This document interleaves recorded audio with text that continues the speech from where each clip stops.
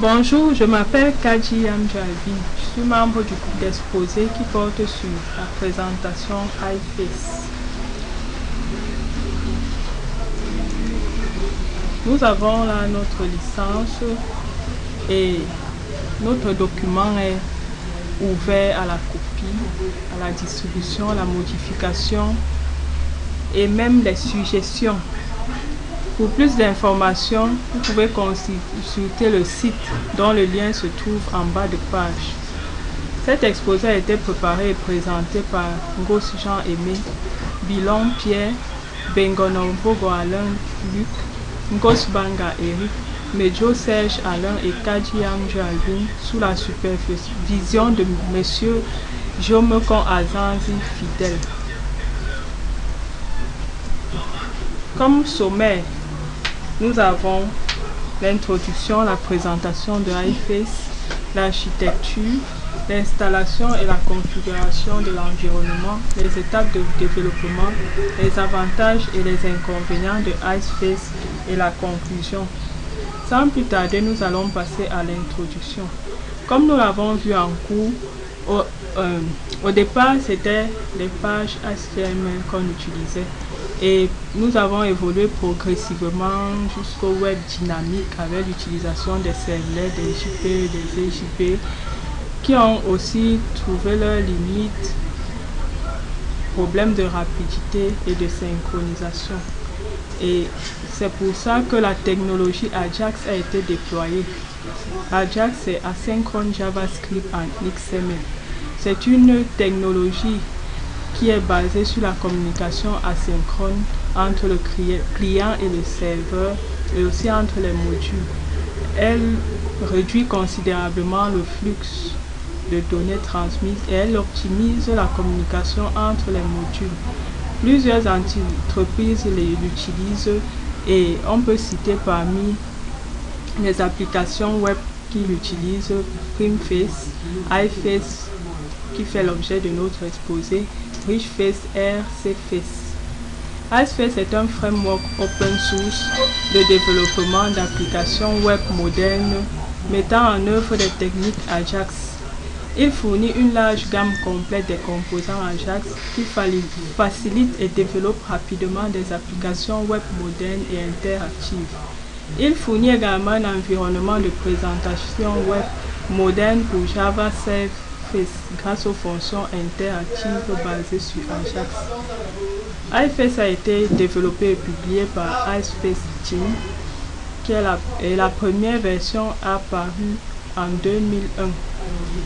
En ce jour, nous sommes à la version 3.0. Pour la suite, je vais passer la parole à mon camarade Ngos Jean-Aimé. Merci de m'avoir passé la parole, Alvin. Alors, en face de nous, nous avons le premier chemin sur l'architecture. Alors, on peut distinguer ici les différents composants physiques qui entrent en jeu pour l'application de iFace. D'une part, on a le client avec sa machine, on a le serveur et on a les bases de données. Alors, on peut directement se rendre compte que la zone en jaune montre les différentes modules qui sont regroupés par iFace et qui sont optimisés par celui-ci pour communiquer avec le client. Entre autres, on peut citer les DOM, les Direct to Unique, les GSP et les JSF. Alors au niveau du deuxième schéma, on s'intéresse beaucoup plus à la communication entre le client et sa base de données. Alors, on se rend compte ici que lors de la communication iFace, alors il y a l'ouverture de communication qui est faite par une requête initiale qui est gérée par une classe persistante qui récupère dans cette requête et ouvre un certain nombre d'environnements pour gérer les autres communications.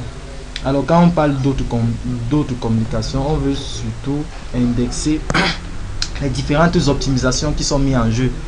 Alors on le voit ici au niveau au bas de la figure avec les différentes flèches qui sont là. Alors on a les optimisations comme le submit full qui est récupéré et géré par des modules. On a le submit partial, on a le focus event, on a l'implémentation d'homme et bien d'autres choses.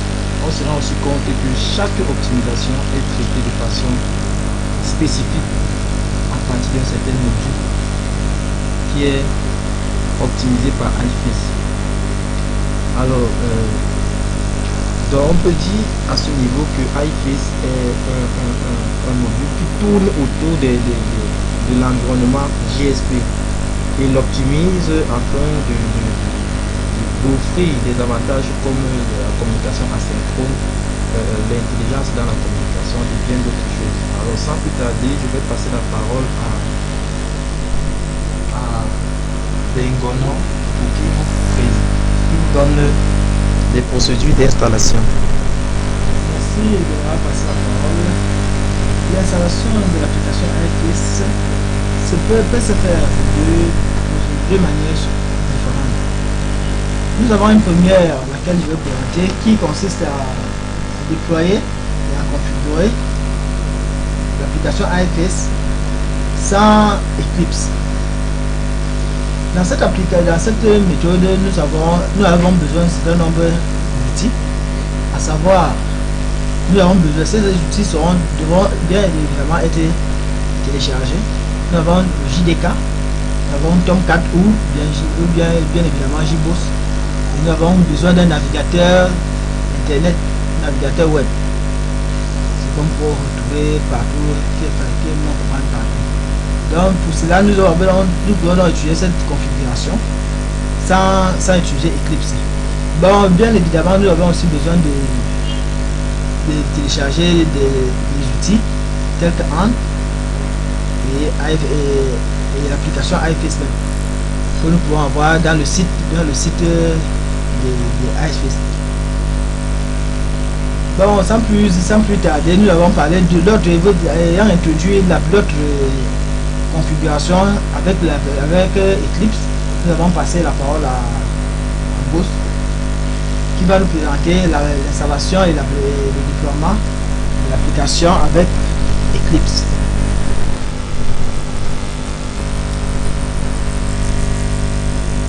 Alors, pour installer iFace, vous aurez besoin pour le deuxième volet d'une connexion internet. Vous allez dans Eclipse, vous lancez Eclipse depuis une connexion internet, ça a déjà été dit. Vous allez dans Help, ensuite installe New Software, Add, Archive et vous sélectionnez le plugin. Puis vous cliquez sur OK. Alors, vous allez maintenant dans la page suivante où vous serez amené à sélectionner les différentes librairies qui vous conviennent. Il y a un ensemble de librairies iFace bien sûr qui vous seront proposées. Vous sélectionnez juste ce qui vous convient pour ne pas saturer le projet et vous cliquez sur Next. Bien. Pour certaines versions d'Eclipse, on vous demandera peut-être d'introduire les composants JSF, mais pour la version Indigo que nous avons utilisée, il y aura des étapes comme JSF Capability qui ne seront pas proposées, justement parce que le JSF est déjà développé dans cette version-là. L'Eclipse, la version que nous utilisons, prend déjà en compte les composants JSF. Donc nous n'aurons pas besoin d'introduire de nouvelles librairies JSF. Donc toutes ces étapes-là seront sautées pour aboutir directement à l'étape de création d'un projet. Pour créer donc un projet, ça c'est déjà connu. Vous allez un projet Web Dynamic. Vous créez, vous lancez le projet Web Dynamic et vous verrez dans la librairie que toutes les composantes JSF que vous avez sélectionnées dans le plugin ont déjà été ajoutées dans la librairie, dans la source de votre projet. Pour commenter une application iFace, je vais passer la parole donc à mon camarade Joseph. Oui, merci de m'avoir passé la parole.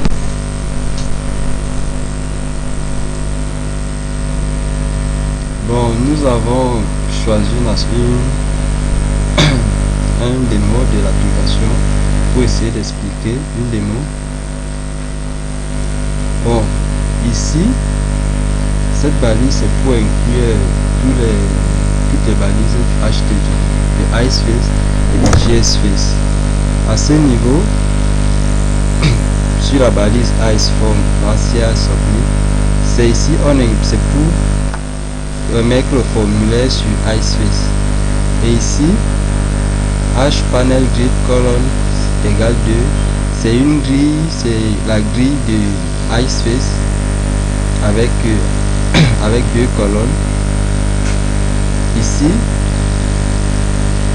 on met l'entrée de la colonne et la taille. Là, c'est un bouton. Ici aussi, c'est un bouton. Partout là, on va output text et on met la valeur.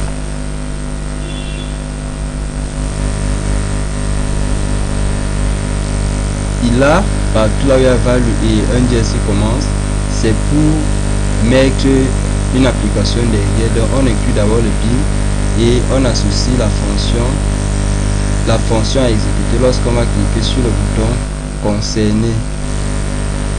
Et là, on ferme la grille. Ici, on fait une nouvelle grille, mais celle-ci aura plutôt 3 colonnes. Ça sera toujours inclus dans notre tableau.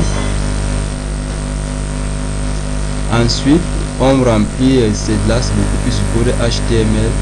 On va pas s'attarder dessus. Ici, là, c'est toujours une balise de Iceface, mais là, ce sont les boutons à choix multiple, les boutons à cocher.